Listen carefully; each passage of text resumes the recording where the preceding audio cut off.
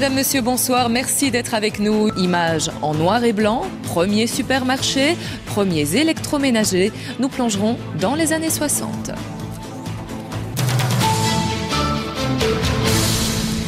Plongeons dans le passé. En ce moment et jusqu'en avril 2013 à Liège se tient l'exposition Golden 60s, une immersion dans les années 60. Et au journal télévisé aussi, on s'est pris au jeu des souvenirs.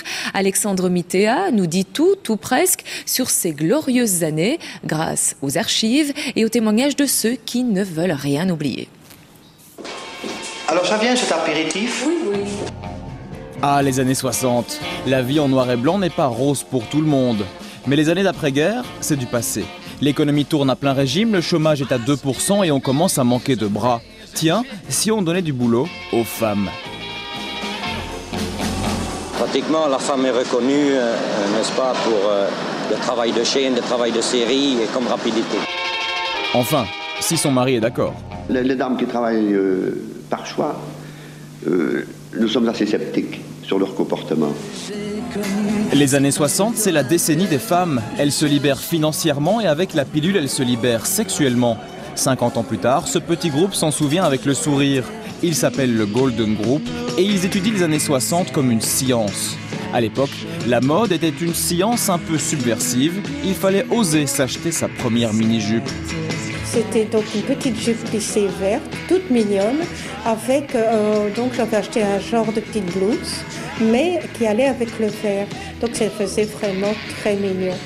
Vos parents, qu'est-ce qu'ils en ont pensé ? J'étais très conservateur. Quand la première fois que j'ai mis ça, ma mère, elle a crié au secours. La femme se libère, mais elle reste la bonne à tout faire. Heureusement, madame voit l'apparition de l'électroménager.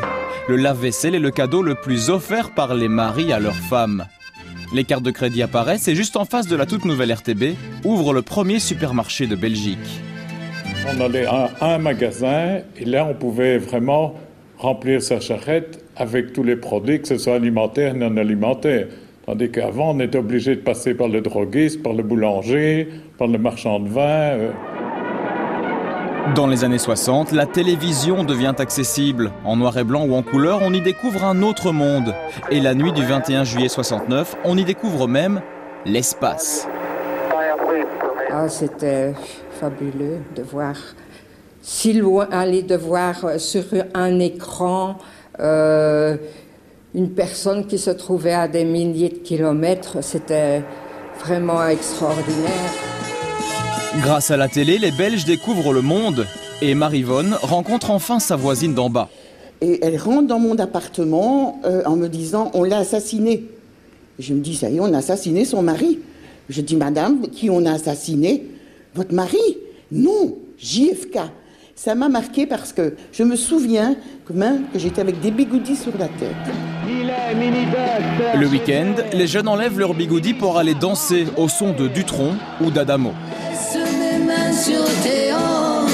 Mais les idoles des jeunes font peur aux vieux. Les Rolling Stones ne sont pas doux, ils ne sont pas gentils, ils ne sont pas souriants.